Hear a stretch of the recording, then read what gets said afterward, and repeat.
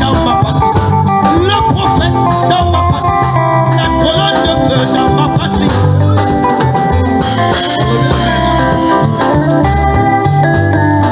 Dans le bien même. République démocratique du Congo, nous sommes dans la ville-province de Kinshasa. Messieurs et dames, vous qui nous suivez de partout à travers le monde, nous vous disons infiniment merci. Et bienvenue dans cet entretien exclusif avec l'artiste, musicien, chanteur de l'éternel, Willy Ben. Présent à Kinshasa, nous disons premièrement merci au Tout-Puissant, le roi des rois, le Seigneur des Seigneurs, le patron de ma vie, le patron de cette chaîne Union RTV, à lui seul l'honneur et la gloire. Merci également à toute l'équipe qui nous accompagne, sans oublier à vous qui nous suivez de partout, depuis Dolisie, depuis Brazzaville, depuis Pointe-Noire, depuis Washington, nous vous disons infiniment merci, depuis Kinshasa ici, depuis Mongafula. Vous nous suivez depuis Bandal, Massina, Kingasani, Limete également. Merci à vous depuis Chikapa, depuis Kisangani, en tout cas de partout à travers le monde. Nous vous disons infiniment merci. Junior, Jackson Litsi a laissé moi, tous en train Willy Ben. Nous allons passer un excellent moment de télé. Installez-vous tout simplement, confortablement. L'artiste chante de l'éternel, Willy Ben, beauté.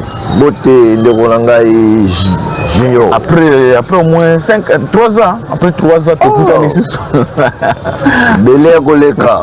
Deni Brazzaville d'abord. Brazzaville Kitoko. Tiki Brazzaville bien. Tiki Brazzaville Malam. Obi Kanangolu. Yango toya qu'il fallait tout ça la pèlerinage. Tout katamai na monana. Ya fleuve. Pour te ya na mboka Kinshasa. Vous trouvez qu'il n'y après moi Mikolo pe belé. Le soso nyatima belé avec Kine za mboka. Mboka na vandiawa. Na wako vana ngalima. Ça. Pompa zo mboka na ngai. Yango na yeko bona un peu et commander nini. Na CP na mboka na ngai na CP na kana fort. Frère Willy Ben, actualité moko itamboli mingi to bana on les tout premiers points. Oyembisa ki mwana wana, nous saluons le pasteur Sylvain Akwala, temple. Et c'est là qu'une église pasteur Sylvain Akwala. Petit wana vidéo itamboli circulé dans le monde entier lelo.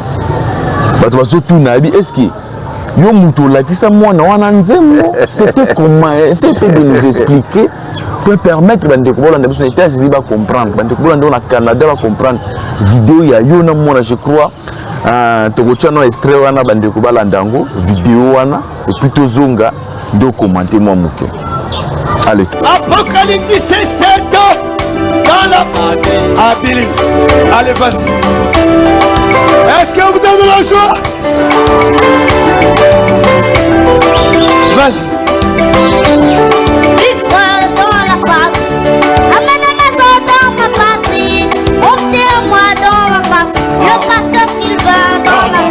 Le pasteur Reynald, le ministre Joss, le frère Léon, Sabino Tabernacle dans la patrie, oh vivre dans la patrie, amenez-moi dans la patrie, emmène-moi dans la patrie, je sais chanson dans la patrie. Est-ce que vous êtes dans la joie? Le pasteur Billy. Vas-y encore.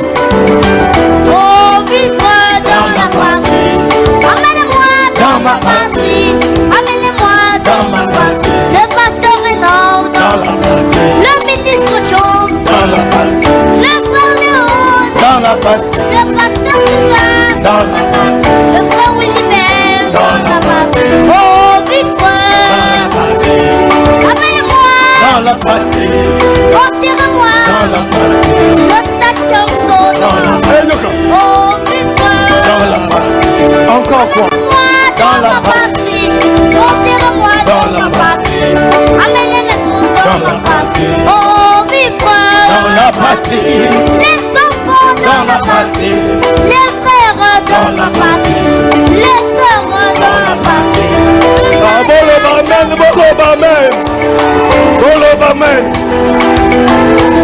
Est-ce que tu as de la joie? On va nous enterrer dans le message de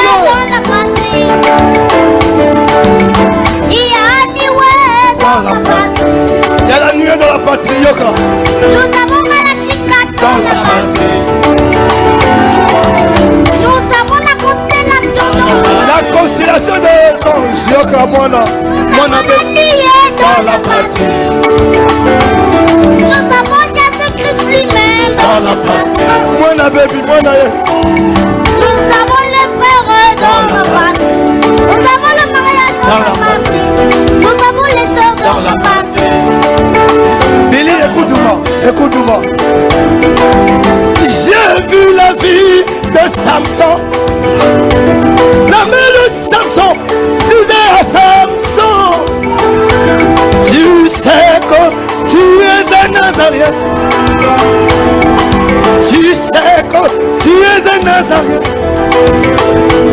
Samson épouse une femme dans la patrie. Un jour Samson trouva une vision. Maman, maman, je veux me marier. L'homme dit ça. Maman, maman, maman, je veux me marier. Ouais, voilà. Frère Willy Ben. Rolandi extrait vidéo wana. Yebisa biso petit wana. Pour répéter naye ayemba dans ma patrie. Expliquez-nous c'était comment. À improviser ou bien zela qui dit yebisa no biso frère Willy Ben. Oyebi pour na lingaka yo. Na lingaka parce que vous avez misanda. Oh. Vous avez la profondeur, vous avez des missions moi ceux qui na lobby na senti que naza koloba. Très bien. Tolobaka kolobati. Mais tolobaka na bilembo. Très bien. Na bandi koyema ma patrie depuis kala, c'est plus de 15 ans. On a yemaka mourir dans la patrie, ça nzembo le loti. Mais eza kozwa bon mo lelo. Ils ont continué toujours. Frère nanga moka mundele na poto le but ko bien ngo l'hymne national. Donc la minté comme hymne national. Comme une hymne national à message. Waouh. Frère madame dit que lorsqu'Israël sortait d'Égypte, ils avaient l'hymne national. Oh pour mon âme, c'est la vieille hymne nationale qui existait et qui existe encore jusqu'aujourd'hui. Jusqu'aujourd'hui. Mais Bissot va mourir dans la patrie, enterrez-moi dans la patrie. Le 7e saut dans la patrie. L'onction dans la patrie. Le prophète dans la patrie. Très bien. Angotika lembo, nakoko yemba banzembu, pe na composé belé. Na yembi pe belé. Mais ma patrie est le quoi moka. Donc tu connais le moko signe na yo quoi. Il lembo ngai. Dans ceux qui na yembi angote malade na njoto. Alors, on a petit wana exclusivité wana penza dans ma cambo et il y a petit wango na yebi na yeba kete comme on a Billy frère Billy et puis tu besoin bien kaé au pasteur Sylvain quoi bien kaé pasteur Billy donc pasteur déjà donc il y a qui pointe noire koyemba ah na moni petit wango est-ce que pasteur Enoch na mon petit yango ceux qui m'ont retiré la parole ngani papa ba retiré lilo petit yango azolo kolo baba mene ndemo donc petit azo télé mal bosso azo petit yango azolo baba mene moko ko sakala tena petit ndeni o manie ngana za kokula parce que ben ezangati ben ezaba to message ndo piaka ah bon ben de brillant. Bazuango, tango frère Madame il y avait un Ben Brion qui poussait des amènes. Des amènes. Très bien. Oui, Ben Brion, comme Ben Brion. Donc petit, on a moni avec le moli monangai. Petit monage, on a déjà dit amen. Billy a développé. Et ça dit 5 ans. Mais on a quitté Billy a l'ingaka ma patrie. Au moins nanani. Le petit yemba. Mais à la tikitoko. Abandonne yemba ayemba kango na pote noire tala papa na le bi ah le lopez anniversaire na ye ba ko bala Billy tala muto yemba mwana petit monde déjà comme mwana wana na ndeka ko sakala te mwana wana sepeli alors il fallait tout cela. Premier Dieu na biso na kotinda la image wana premier Dieu na biso na continue donc vous préparez déjà Dieu moko na petit wana na tuni mwana pourquoi tu aimes la patrie c'est ça le 7e saut ah bon na âge na ye aloba déjà c'est ça le 7e saut frère junior yoza di on a ça mon école de dimanche petit azote ya nyonsonga on est devenu. Batata pour comprendre le message, ba msu ba obima le message. Baboya koto tata botisi biso. To fu vraiment parenthèse wana. Donc bato bobima na message. Za bato ba ki ko luka mo eloko ba zuti yango ba bimi na bango. Ah. Bon na yibité. Mais ngana ma premier album ngana yemba ba 2000 et quelques. Même la sortie n'est pas la destination. Yemba no moins extrême. La sortie n'est pas la destination.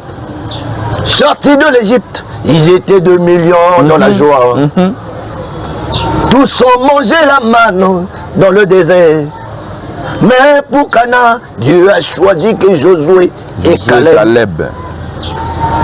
La sortie n'est pas la destination. Junior Kobima. Ceux qui sentent. Ezali Kokotateo. Babimi, Barasa qu'on dirait Bakoti. Bakati Babimet. Kobima. Ezali Kokotateo. Ozaka Missia.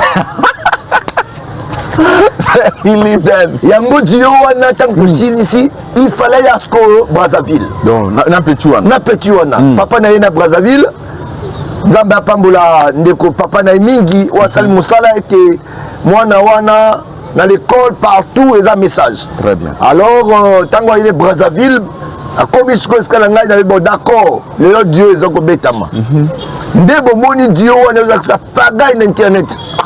Tant que tu l'as dit vidéo tu dis mais petit ou yazi mayelo petit wana beta to beti Dio mwana le 7e saut Apocalypse 7. donc moi est-ce que Aza prédicateur puis dans l'école de l'immense à Théâtre à dernière école à message donc pasteur Sylvain quoi la réseau d'un pasteur Billy mais petit pape oh je salue mon oncle je salue mon père je salue l'icône de Brazzaville pas seulement de Brazzaville du message du temps de la fin Jean-Sylvain Akwa temple wana kotuma kwa mbezwandi wana tata wana mtapesa na wili ben salabe betabe Salara avait depuis abeté la biso il a les derniers mots et l'on connaît si la raté et si la raté papa mais yo il mette Nicolas tu préparer na vie ah que bénisse pasteur Sylvain quoi là wana icône papa wana icône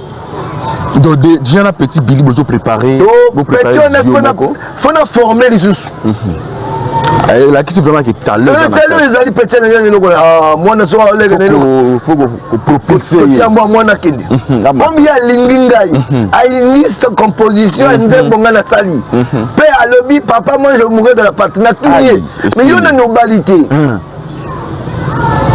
au combat là papa moi je veux me marier de la patrie j'ai dit oh toi aussi tu vas aller dans les dénominations papa là-bas la gloire est déjà quittée. Waouh. J'ai dit la gloire est dans la patrie.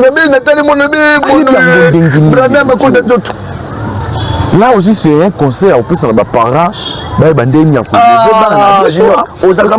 Parce que mon justement parce que mon ban a déjà la Bible sur ceux qui te dit que bango c'est dans monde lelo bien sûr l'internet banini or ceux qui ban à tout là c'est bon dès le bas âge mais qu'on dit moi on a le message dès le bas âge petit encore mon petit Billy tala bana batango baza kobotama na message mwana eyembeli ya mwana aza kokogise bate ebeli regarde d'abord mwana eyembe ya mwana position ya mwana par rapport à parole ngai nakoli na parole ngai omoni nde ya mwana nakola ngai nakola na parole nabotami moke na parole nakoli na parole donc mwana wana akorige chanson ezwi valeur de puissance bino boobima na message mais mwana moke azolakisa akorige makambo yo oyebi ti la patrie vivre dans ma patrie enterrez-moi dans ma patrie le 7e saut dans la patrie le serpent d'airain dans la patrie emmenez-moi dans ma patrie enterrez-moi dans ma patrie emmenez mes os dans ma patrie l'enlèvement que dans ma patrie. C'est un exemple. Les héros sont morts dans la patrie. Justement. Malutika Sombo est mort dans la patrie. Il sera ressuscité dans la patrie. Il y a une onction dans la patrie. Rissangoy est mort dans la patrie. Alléluia. Les héros sont morts dans la patrie. Frère Willy Ben, parlons-en. Mais pourquoi mourir dans la patrie? C'est ça la question. Patrie. Bon, bazo bima, babi eloko ese sukuna te bino boza ko s'embrouiller. Parce que yo ko marteler, yo na petit na petit Billy, bo marteler sur ma patrie. Expliquez biso pourquoi patrie et pourquoi mourir dans la patrie. Quels sont les avantages ou quels sont les avantages que ça na katia patrie. Robert Amté était passé dans le développer le Robert expliquez biso. Nzembo na yo wana expliquer ngo bat. Na mitala kakala. Tango batata baza ko kufa alobi tango na kokufa bo memanga na mboka na ngai. Mais ndenge papa vandi awa atali viawa akomi kokufa alobi ngai bokundanga na mboka na ngai. Eza ko tunanga mutuna. Bana olekelao. Elekelanga o. Via kufi na poto. Nazo abozo kisanga na mboka. Tango kokufa. Na mboka na raka. Et je regardais la Bible, Joseph, j'ai dit, la patrie, c'est mourir en Christ, le message de l'heure. Il y a la résurrection dans la patrie. Donc, Abraham dit enterrez-moi dans la patrie. Un message, la ressuscité. Papa, message, message n'encolo. Message déjà papier. Exagéré, frère Williven. Message message d'Nzambe. Ah bon? Au bout message lelo. Au bout Nzambe. N'a rajouté aucun fait. Ah, mais non, pas moi, la déclaration de l'équipe, mon frère. Non, le message de Nzambe. Ça te pose quelque chose. La déclaration de l'équipe. Oh, nous quand même non, parlons-en, frère Williben. Oui, message de Nzambe. Mais du coup, il y a un message, il y a un Bible. Parce que Branham prêchait la Bible. Nous, ce que vous dites, message de Nzambe. La Bible de Nzambe, frère Williben. Message, c'est la Bible révélée. C'est-à-dire Tokota. On me demande Tokota pour me comprendre. Frère Williben, tu dis que la matière à la prédicateur est dans la carte, mais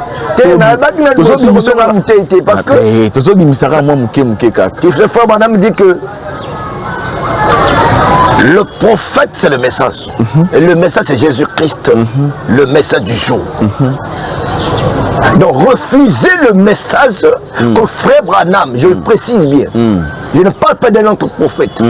Parce que ma prophète m'a révélé.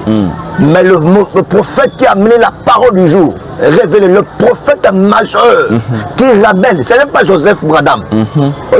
Très bien. Ce n'est pas Joseph Branham.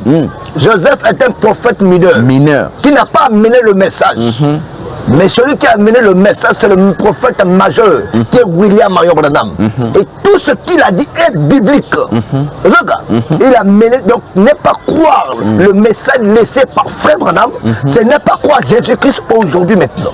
Donc c'est ça. Donc voilà pourquoi Billy, qui est le fils, pouvait dire je mourrai dans la patrie. Mais quand toi tu es venu nous éclairer. Tu as côté la Gabi Sozonga. Visiter. Visiter, parce que nous sommes au temps où chacun de nous doit repartir dans sa patrie. Au cours de les forces. Nous avons besoin de ces forces. C'est l'histoire qui détermine. Et le ban c'est l'histoire qui détermine. Vous comprenez mais nous repartons nos origines, nous retournons à notre patrie.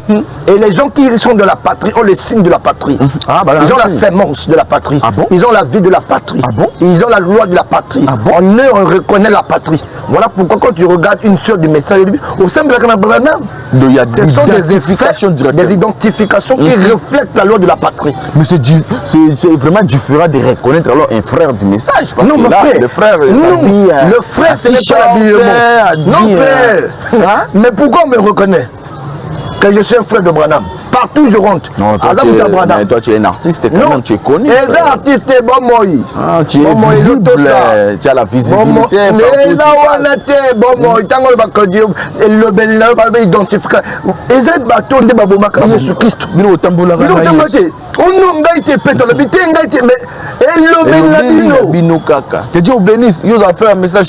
mais pour les bio. Malgré qu'il y a une identification, Yango, message, Yango, Koto, Bisoto Vandi. Et je vais déclarer encore plus fort que ça. On a déclaré, on appelle ça Kamelu Karamindone Internet. Papa, maman, Boli Misanga, ils ont avis d'Angaï, ils ont déclaration. Mon gars dans le Bakaboui. Si William Branham ira en enfer, moi, Willy Ben, j'irai en enfer. déclaration est qui m'a casse. Si William Branham ira en enfer avec ce qu'il a prêché, moi Willy Ben ira en enfer. Apparemment William Branham est mort par le bel loco on a la citation. Si je me trompe pas attendre le loco moko on dirait moko loco moko bongo. C'est parce que j'ai cru le message, j'ai cru ce prophète de sang. C'est-à-dire bino nyonso moko ya boko kenda bino.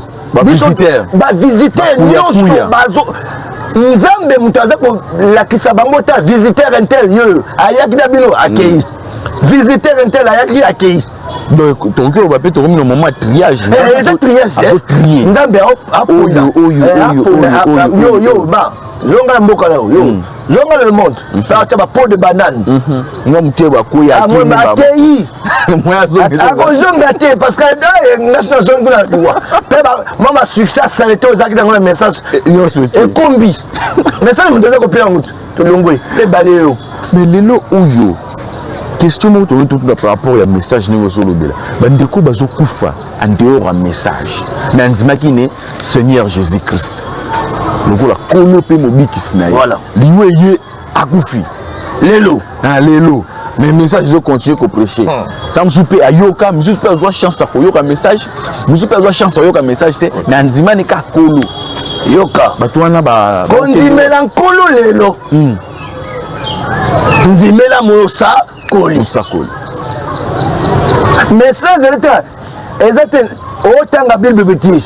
Message le messager et le message sont de faire biso to comme appelle Nzambe alingaki pe ngaite Nzambe na bombo. Alingete atindi ngai mosako na tango na mpokwa. Ngai na ndimela na mutona. Et ne pas si qu'on dit na oya américain. C'est impossible de croire. Ngai na Kinshasa na ndima américain out wap. Mais Nzambe na bombo na bolingo ne atindi de mosako bien Willy Ben. C'est le canal par lequel Dieu a choisi. Donc, ce qu'on dit, on dit, William Branham, aucun fait. Ah, frère. Et là, ma casse, ma déclaration à Bino Yango des autres. On dit William Branham Toké. On dit William Branham Toké, lui fait le. On dit Seigneur Jésus. On dit William Branham a tel soit Yesu Christ ya solo. Tango bilembe fongo men. Et là qu'on dit bosso Nzambe a fongo bilembo. Et ça que tel sabato Nzambe a solo Yesu Christ. William Branham tayeba Nzambe a solo. Puis la kisi biso botel Yesu Christ. Yesu Christ nani ni loba na tango na pourquoi. Ah, ça c'est fort. Yesu nde liloba. Siko yo boy liloba wana. Liloba est na canal à William Branham. Ozaka mkeya. De simayo il faut. Oye bien munene. Ozo voyager na okota na bazonda. Tozokota. Okota na bazonda. Tozokota. Ozo mtu mabea. Tozokota. Yango nakufa na mboka. Bakokunda ngai na liloba. Nakosekwa na liloba. Nakobala na liloba. Nakobota na liloba. Yango biso to balaka te hors de la patrie. Nako voyager na liloba. Yo pe na yele mbabe. Le balango comme musicien. Donc on voyager dans l'Iloba. Willy Ben. En tout cas, merci fidèles téléspectateurs avec Willy Ben. Hein, comprenez. Donc, toujours matin. Hein, pour ne pas dire que tu pensé à mon temps, toujours accompagné, toujours au même niveau. Frère Willy Ben, message d'Engo Lobby, il y a déjà Seigneur Jésus-Christ.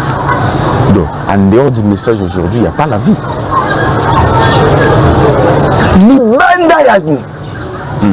Message à William Branham. Bon Moïsati. Na beaucoup prouvé yango. Prouvé biso.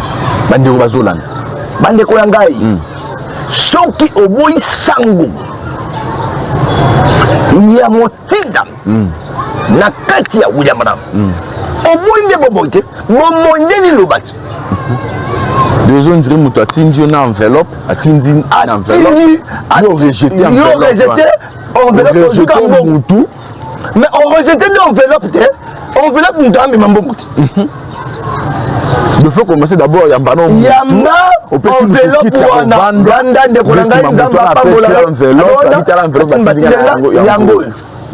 Yango Yesu Christ. Mais n'est pas que Yamba enveloppe. Oui, Bengami a combat William Branham.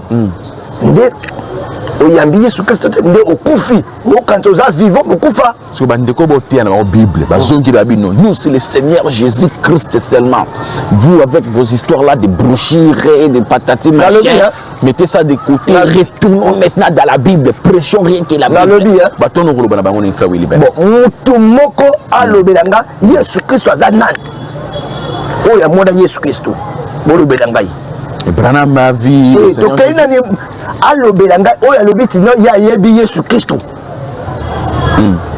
oyo biso toyebi o ngai na mona Yesu Christ te ngai uri ben na mona Yesu Christ te na dimi Yesu na kondima na canal ya Branham te ngai na tangi bosu na mona expérimenter nzambe na bomboy pe na yebi Yesu Christ peta na ko loba na sentir pas ko la mikaya ya solo do bande ko botanga Bible yo o lobi na te atanga Bible prêcher ka Jésus le brochures Jésus a moi aux côté Jésus ya mandaka oya mais quand Jésus a Bible il y a Bible Jésus a Bible ndeli loba donc mon côté la Bible te faut ka azala na bato no wana bato no bandima ki sango balamu bayeba Yesu cela veut dire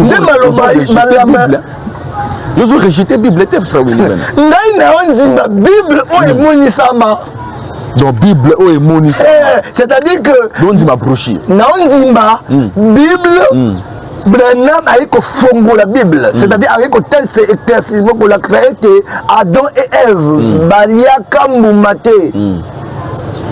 Adam et Ève, c'est un rapport sexuel. Mais là, on a peu compliqué. On a sorti que l'autre temps, on a peu compliqué. Mais il y a bien ça, le plus beau prouver en cas de Bible. Émission de ton l'homme ne tombe. Non, disons des choses où le pas des cotistes, bah reprocher. Souvent les branhamistes disent des choses en vérifiant dans la Bible. Exacté. Oh, on va dire que sous-bassement c'est parce que sujet dans la Bible, na contient pour la lâcher. Toujours qu'il y a des gars non, si on veut les gars, mais n'a prouvé de A à Z que William Marion Branham, le prophète de l'heure que j'ai cru, et que s'il va en enfer, j'irai en enfer. Okay. Et je sais que frère Branham n'ira pas en enfer. Branham a visité deux secteurs, le ciel et l'enfer. Et Dieu ça a prouvé mise en place sur ce secteur. Et je suis fier et content de croire William Marion Branham comme était un prophète du temps de la fête. Ça veut dire ah bon? Frère Willy,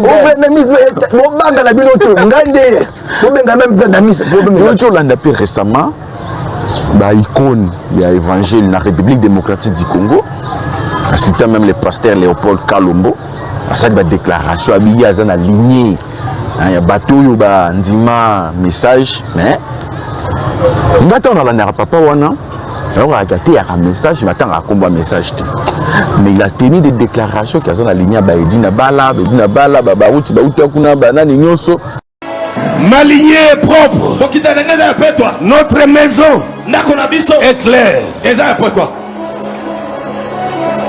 Osborne a échoué dans ses missions en Inde. Il est revenu, il a vu Branham opérer. Et Dieu lui a dit, je peux faire aussi avec toi ce que tu vois là-bas. Il est retourné, match revanche. Match revanche. Les paralytiques lâchaient les béquilles, les aveugles voyaient, les morts ressuscités. Il a croisé Aïdina Abala à Mombasa. Il lui a imposé les mains. Il est venu à Kinshasa. Osborne a tenu la première croisade de 1 mois au pont Kassavou. Des camions de béquilles. Il a baptisé pendant 4 jours au fleuve. Plein de monde. Il a appelé Aïdine. Il dit viens t'occuper de ce travail. Et c'est de là que nous sommes de ses entrailles. J'ai vu les gens partager Biloko wana na statut na bango parce que un pasteur entre parenthèses dénominationnel Alobi bien pour Branham. Question directe, frère Willy Ben. Pourquoi aujourd'hui, vous êtes dans les canards, si on peut dire comme ça, vous êtes dans les canards, mais ce boyoki mitoisa libanda, aboki le mido fulolo, il faut matsabino mafuta. Et ça la rabongo pour nani. Donc, les gens abatum sous bamiye baka o bazate, les gens balingara balo banaye banda que Branham est un vrai prophète messager, ndayoki lenga partager en gros ça la rabongo pour nani. Ndeko Junior, merci pour la motuna au les profond. Je remercie le pasteur là, il est sincère. Oui, bah tu me suis pas sincère dans le faux. Ah, mais sincère dans les faux. Mais il continue dans les faux. Très bien. Donc, on a remercié parce que à un côté pas la outil, source pas la outil, et avec déclarer la télévision. Quand on a crâné, canot, il y a bien, il est malam, source est malam. Mais il n'est pas dans les messages. Pour le il n'est pas crié aussi. Attends, Nzimi Angote pour la reconnaître quand même que Nzambe, l'équipe de canot, l'équipe de Branham, mais si a cité ce problème est athée. Quand dit ma Branham est allié. Cocktail bossé à bombe, Branham est allié. Mais ce que j'ai reconnu le bien, il a pu reconnaître quand on sur ses outils. Nzambe a pas moulay. Mais ce qui t'ont dit a un message de conviction. Parce que quand on reconnaît mon quoi en Angoti. Donc Zimika qui le monde va couper le monde va couper ça c'est fort. On dit parce que quand Branham dit que si je peux prêcher le mot croire et qui a cru, c'est des années. Qui croit? Pourquoi croire? Les effets de croire. Il y a également des effets. Il y a des effets en croyant, en Branham. Ah bon? Eh oui. Négatif comme positif. Ah bon? Ma parole m'a oublié. C'est quoi le message? Il n'a pas accepté les messages. Donc, tant que vous dites le message, les gens ont des coups, des faits. Et Kaboula Batou. Vous avez un la pantalonité. Moi, c'est la pantalonité. N'a pas maquillage. Alors, comment ma caméra balabala yo? Comme ce que tu as besoin de ma les accatés. Mais ça, les gens fait. Tant qu'on dit mango, on dit mango solo, et ben nous bête à impact.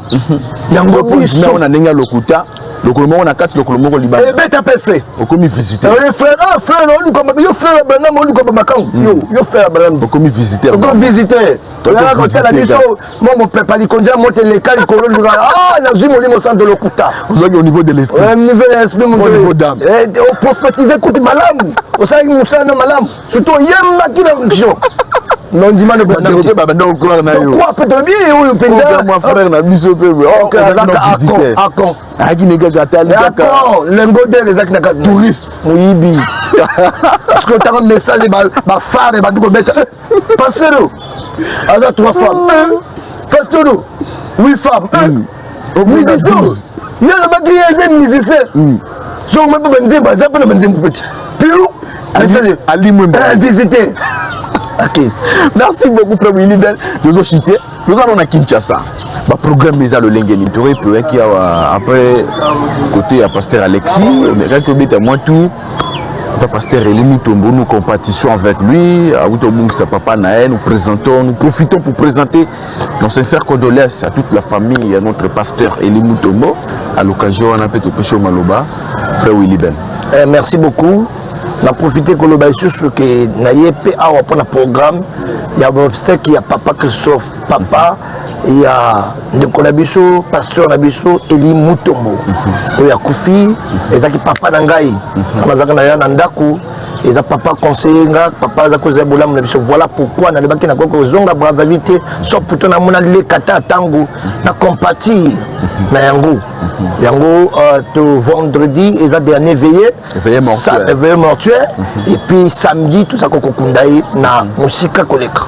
Yango là, parce que bana nzambe boya ko compatir na ndeko labino o azabola muna bino e kozala malamu surtout basai na nzambe to senga pe na basai na nzambe belé ba collègue de service na ye boya bo soutenir moninga na bino ba na tango apasi il faut ko manifester bolingo bino nyonso boya ba serviteur de Dieu boza bana mumbu ya nzambe d'autant moninga kufeli papa moboti na ye yo pasteur pe bisiko zali ozu information oyo yaka olakisa compassion na yo na moninga na yo ya musala ya nzambe pasteur Eli Mutombo et ça la motivaka et aux malamu parce que ceux qui ndeko akufeli bino boza banzambe na kati ya nzoto tango boza koyaka bomani pakolami et ko renforcer ko lobanete papa et témoignage à Malam Koutou pour la papa avoir couffre du baptême dans la patrie toujours à couffre dans la patrie de la patrie mon papa ndimbi message à gago ndimate mais dernière minute tu comprends même pas à changer le lait yango bato ko seka bato te c'est ça ko seka bato maliwa au monde dernière minute avec on dit ma message pas pèse bon moi ko pèse bon moi quelques jours quelques semaines à pas accueilli ton dirait nzambe a planifié bato la bato muta ton aïe oko seka mutu ala ndumba dernière minute yo na abongo akei bongo la mutema yo ozala yo kuto kozala te mais yo tike na nostalgie yo ka nostalgie ka zaka demo zaka sala repentance ozaka na te de ba condamnation musuto traitera bato na musika to bokela bato na musika vitons cela mes amis donc tous na deuil ya pasteur Eli Mutombo papa ne akufi toujours la same message yo na église corps du Christ de partout boya bo soutenir bo se compatir na pasteur Eli Mutombo et au ça la bien magas communiquer ça wana nde boza ko mona na annonce na affiche donc boya tous à la ensemble surtout veille mortuaire vendredi oyo de bisonyo surtout ya awa pour soutenir pasteur Eli Mutombo quand mon ninga na passe yo pasteur kanisa pe quoi ko soutenir ye babiloko na bino bozala na ngwana en tout cas pardon tout tient au pembe parce que nous prenons l'union et puis nous sommes au temps de la fin nous voyons besoin de gauche à droite l'isopé surtout les serviteurs de Dieu pour profiter au sein na bino bozala ini no ba divergence babiloko na bino mike bo tient au pembeni otela makambo ezo ya liboso bino bo sangana de biso pe ba brebis ça nini et mabiso tout sangana so ba tête les gens sangana te biso pe tous aller éparpiller en tout cas restons unis restons dans la prière nous soutenons l'homme de Dieu le pasteur Eli Mutombo dans un moment de preuve où ça va passer et nous pensons également dans la famille nyonso on peut passer un moment difficile bazana ba deuil biso tu éviter peut-être de présenter bino ba condoléances na biso et puis na bandeko puis bazali banda ya mboka na États-Unis boza pena matanga bandeko puis bazana est na biso la République démocratique du Congo du jour au jour baza ko la bandeko nous compatissons avec vous nous présentons nos sincères condoléances à toutes les familles éprouvées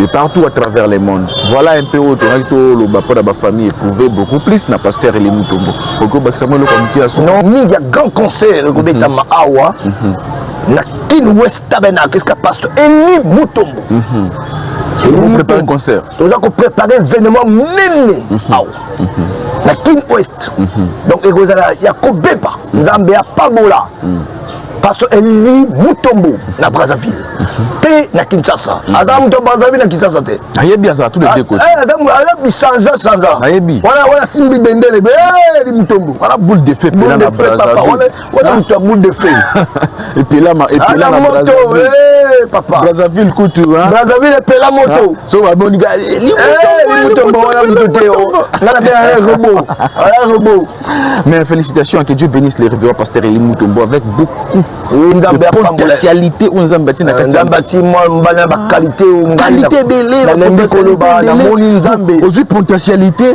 ozu ba qualité na Saint-Esprit balani et misi muto kwa génie moko c'est-à-dire que okufaka na mboka wana bato mboka la patrie babaruti kasongo Léonard na mboka akufa na mboka kati na fin asimbi bendele kaka dans les messages abondela pona Ruth seko na baboko na ngai na Brazzaville je me rappelle de yo moner ngai na simbi Ruth témoignage vivant ebim na simbi ebembebi Ruth zonga na ndoto wana be faire la patrie on dit ma bonne de lobo yo message eloko ezaki wandoki Orlando King, faut que bien avoir. On a ndoki te o. Au final, et puis au moins quelques thèmes, on finit un message. Et puis nous sommes vendre total. Moyen d'ailleurs, et la conviction de conflit.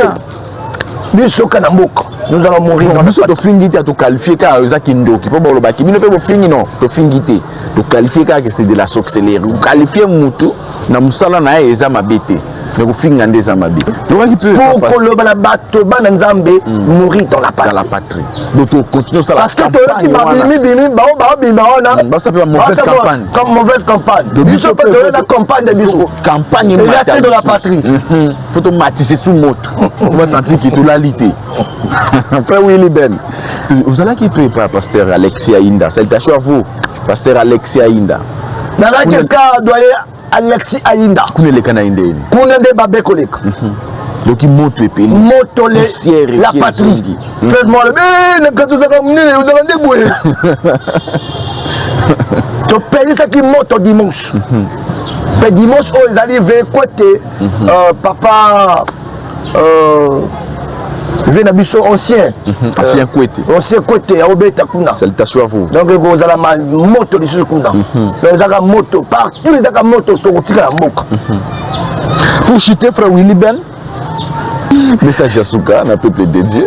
Nzambe apambola bino mingi ezalaki wa bino ndeko Willy Ben atako na lebima makasi ne kanda. Kanda spirituel. Kanda spirituel. Il faut déterminer bien. Koloba et comme tom tuna moto aloba nani yazali. Pe azako kende wapi. Et soki na lobaki mabe boli sangai. Mais na lobika ka avi nanga par rapport ya message de la fin. Na remercier na pesi notre mbote na comme Jésus-Christ bana nzambe baza ko landanga partout dans le monde des ala Kinshasa, Brazzaville, Amérique, États-Unis, Washington, partout, France, Angleterre, nyonso baza connu. Pe na sepeli mingi la de Cojino. Merci. Na kela yo. Ka oya kela. Oza ba qualité moko oba na patrie. Vive dans la patrie. Enterre-moi dans la patrie. Les vrais journalistes dans la patrie. C'est ça.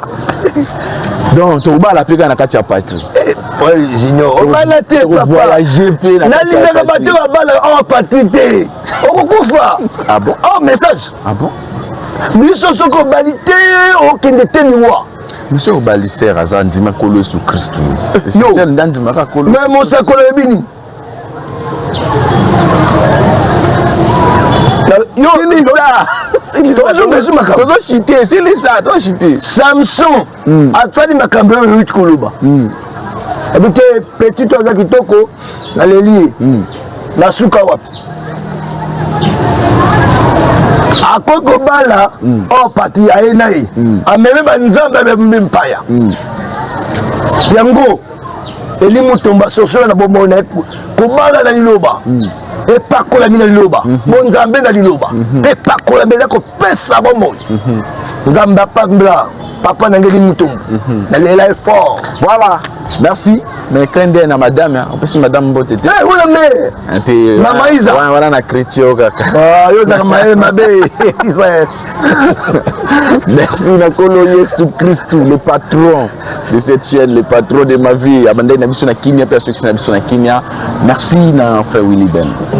Ndenge ndimaki to passé merci Nzambe ya pambola mingi tokukuta na lisusu tokukuta na ndeko la so na senti araba prédicateur bino bozala pe kaboya bandi oyemba tie comme niveau moko yona simache toka monter lobby pe to monyo hotel ya c'est normal qui be soko za na place na hotel pambola maté c'est dans la place Nzamba ti so Nzamba tinga loté résultat que mon le ekoya mon e baza ko le bayilim tu bazani certain et banda ka bongo ba ko tike yo na ye mo pesa ka bongo mais tango obeta balo même ya lingala e betele limu tombo be eloko za betanga beti résultat zongi bien eloko za biso bezali donc en attendant la vendre place na ngai so on a na ajouter prédication na kei ezalaka déjà papa merci beaucoup Nzambe apambola bino on se retrouve la prochaine fois.